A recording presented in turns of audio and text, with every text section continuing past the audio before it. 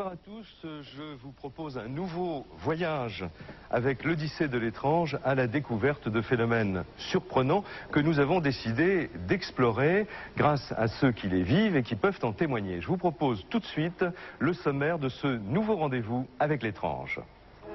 Depuis 25 ans, des médiums ont travaillé avec les services de renseignement américains pour découvrir des secrets stratégiques. L'Odyssée de l'étrange a réalisé une expérience en plein Paris avec l'un de ces médiums venus spécialement des États-Unis. Sa mission, décrire un endroit précis qu'il n'avait jamais vu auparavant.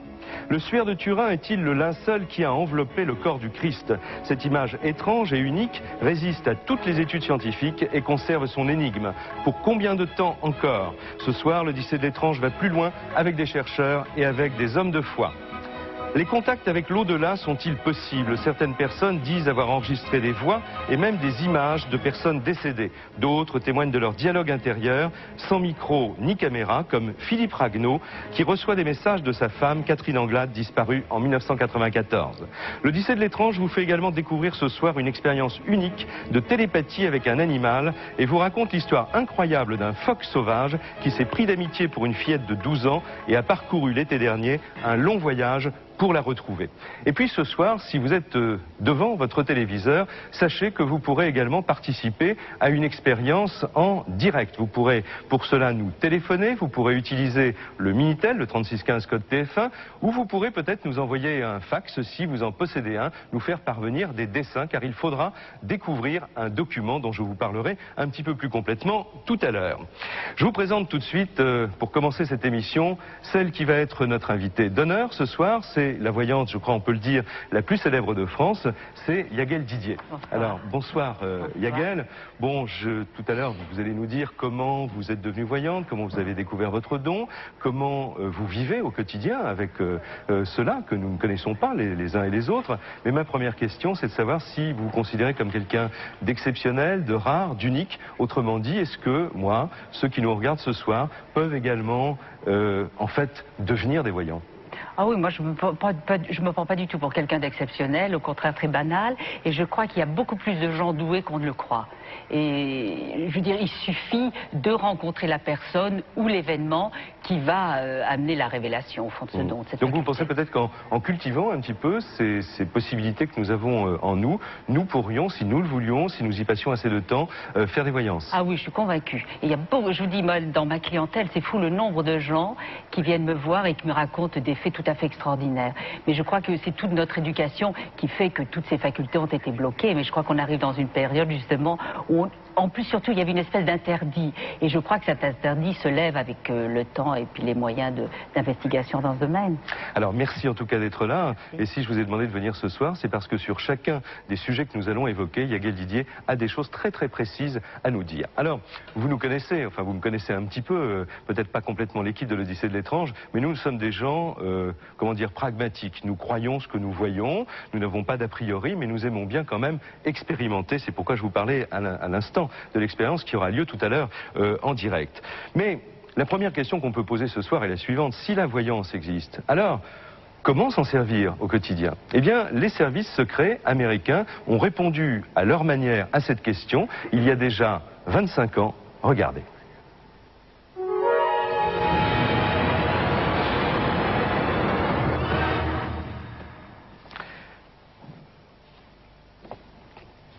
Des médiums, effectivement, utilisent depuis 25 ans les pouvoirs, leurs pouvoirs au service des services secrets américains. C'est donc une révélation que nous allons faire au début de cette émission. Preuve à l'appui. Cette preuve, vous la verrez tout à l'heure, il s'agit d'un document, d'un rapport qui a été publié à l'automne dernier aux États-Unis à la demande du Congrès. Et nous avons découvert à l'occasion de la publication de ce rapport que le programme Stargate, depuis 25 ans, se proposait de tester les médiums pour essayer de découvrir quelque part dans le monde des cibles stratégiques, et à l'époque en tout cas des cibles stratégiques soviétiques. Alors pourquoi cette décision prise par les Américains au début des années 70? Voici la réponse.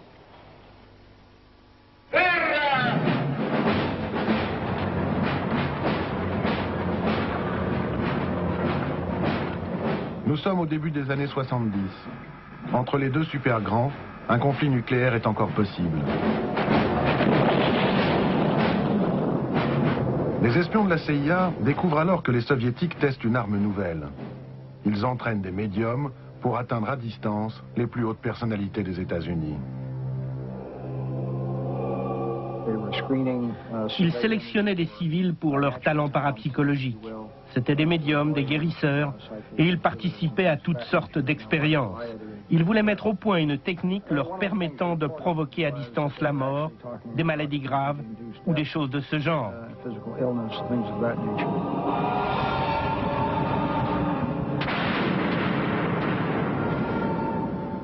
Alors la CIA se mobilise dans le plus grand secret. Pour contrer les médiums russes, il faut former des espions médiums américains. Ingo Swann, réputé pour ses capacités extrasensorielles, est l'un des premiers à participer à ces expériences. Au début, nous lui avons fait deviner ce que nous cachions dans des enveloppes. Puis il a commencé à s'ennuyer et il a dit « Je peux fermer les yeux et vous décrire n'importe quel site sur la planète. Donnez-moi des coordonnées sur une carte et je vous dirai ce qu'il y a à cet endroit. » Et ça marche. Ingo Swann parvient à dessiner à distance une base secrète américaine pourtant située à 4500 km du lieu de l'expérience. J'ai commencé à explorer le coin et finalement j'ai dessiné une carte. Et j'ai décrit un lieu, des bâtiments entourés par un grillage. Ce qui m'a paru surprenant, c'est le grand virage qui y menait et un mât avec un drapeau qui flottait. Alors j'ai dit que cela devait être un site militaire secret. La CIA est stupéfaite. C'était bien une base ultra secrète. Pat Price, un autre médium, se concentre sur la même cible. Il parvient, lui, à visiter mentalement le bâtiment. Mieux, il réussit à lire des noms d'officiers sur les portes et les noms de code des dossiers en cours.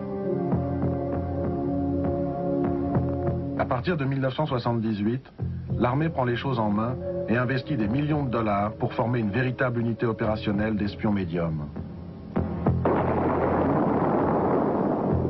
Les objectifs sont clairs. Trouver des informations sur des cibles stratégiques.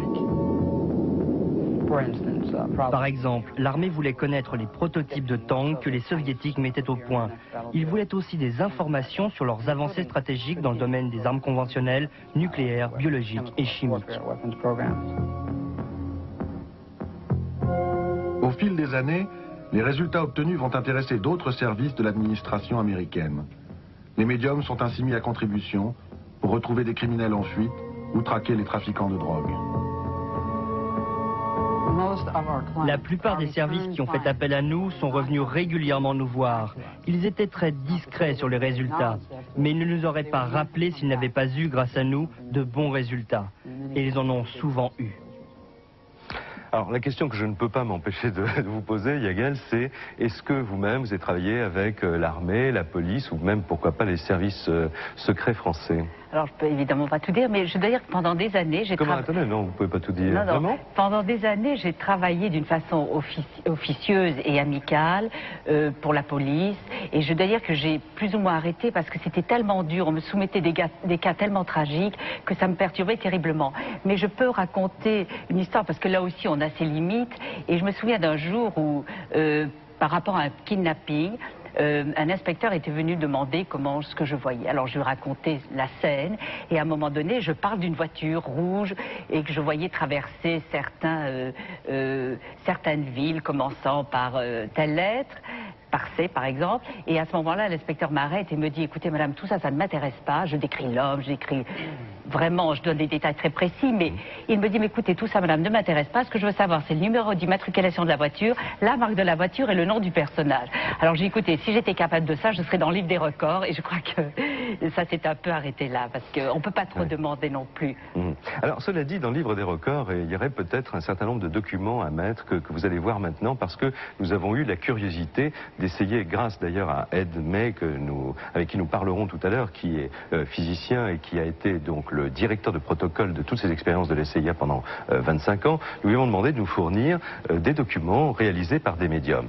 Et vous allez voir maintenant, vous allez découvrir avec nous comment ça se passait vraiment temps donc au Stanford Research Institute quand on préparait les espions médiums à travailler pour les services secrets. D'abord, on donnait, voilà, vous en voyez une, on a donné donc ce groupe d'éoliennes de la centrale électrique d'Altamont Pass en Californie. C'est une expérience qui a été réalisée en 1987 et vous voyez donc le dessin qui a été réalisé sans que bien sûr le médium ne connaisse la cible. Autre expérience réalisée la même année, une vue de l'aile ouest d'un laboratoire national à Livermore en Californie. Cette expérience, et vous allez comprendre pourquoi, a été considérée comme réussie à 100%. Voilà. Donc là, en comparant les deux, on voit que tous les détails étaient dans le dessin du médium. Plus difficile maintenant, on a dit cette fois-ci au médium qu'un essai secret avait lieu quelque part dans l'Utah. Que voyez-vous? C'était la question. Eh bien, ce nuage de fumée était produit par l'essai d'un moteur de fusée. C'est une expérience réalisée en octobre 1976.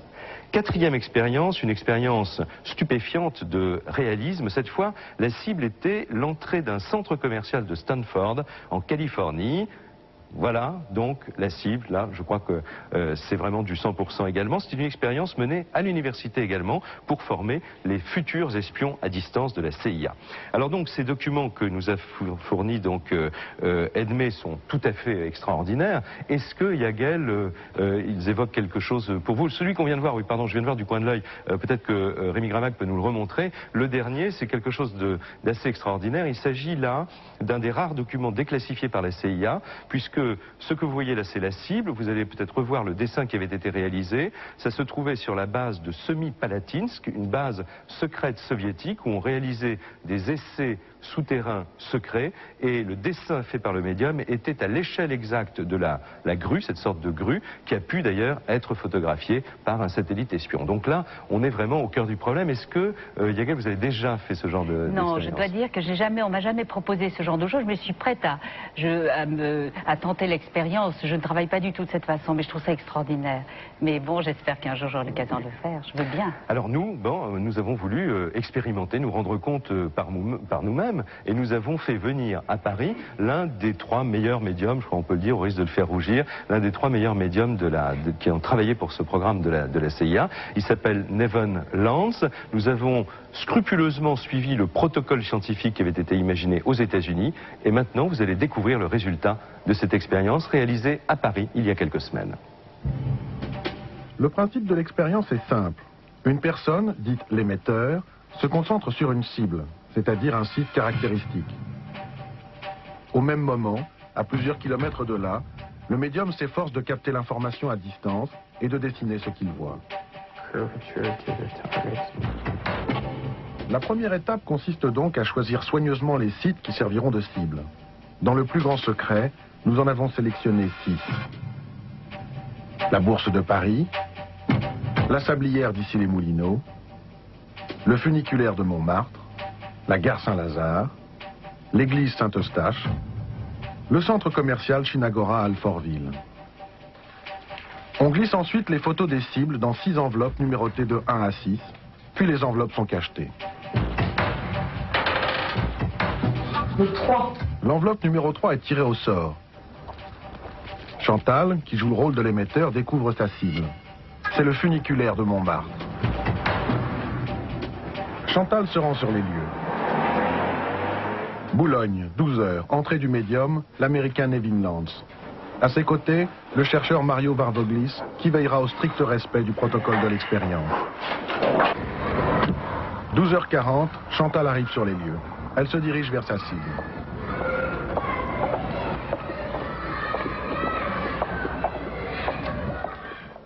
À ce moment précis, Mario Varvoglis montre au médium la photo de Chantal et vérifie qu'il ne la connaît pas. C'est bien le cas. «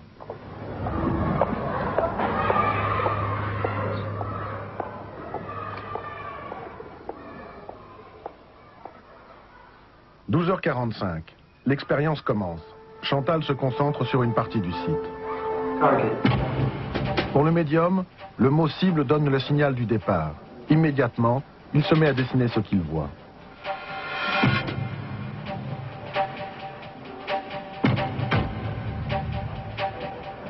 Il a d'abord le sentiment général d'un paysage en pente. On a soit une sorte de paysage qui est un peu ouvert, une petite inclinaison.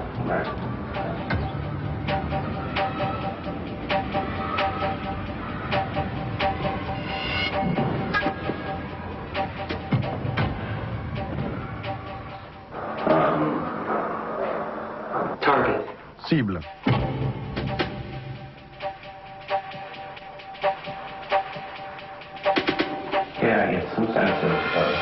Apparaît ensuite l'idée de deux structures verticales. Une sensation de structure avec une certaine verticalité.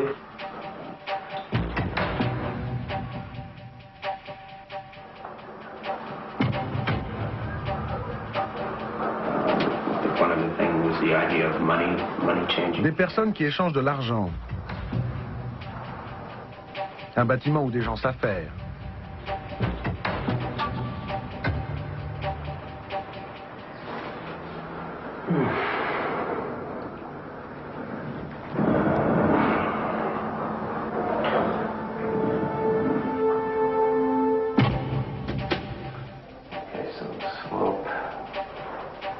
Puis, une seconde pente qui descend vers une architecture close.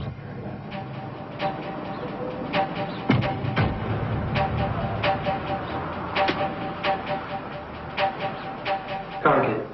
Cible. Enfin, le médium perçoit un mouvement circulaire, mais il ne peut dire de quoi il s'agit. 13 heures. Nevin Lance arrête l'expérience. Il ne voit rien de plus.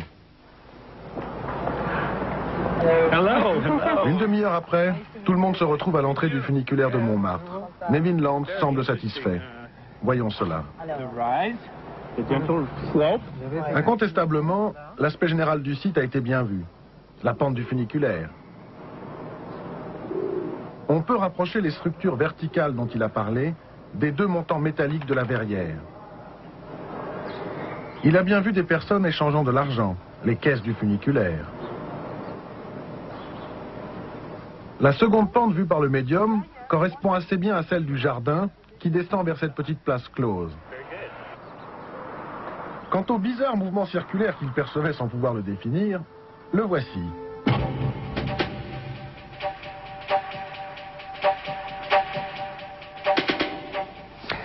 Inutile de vous dire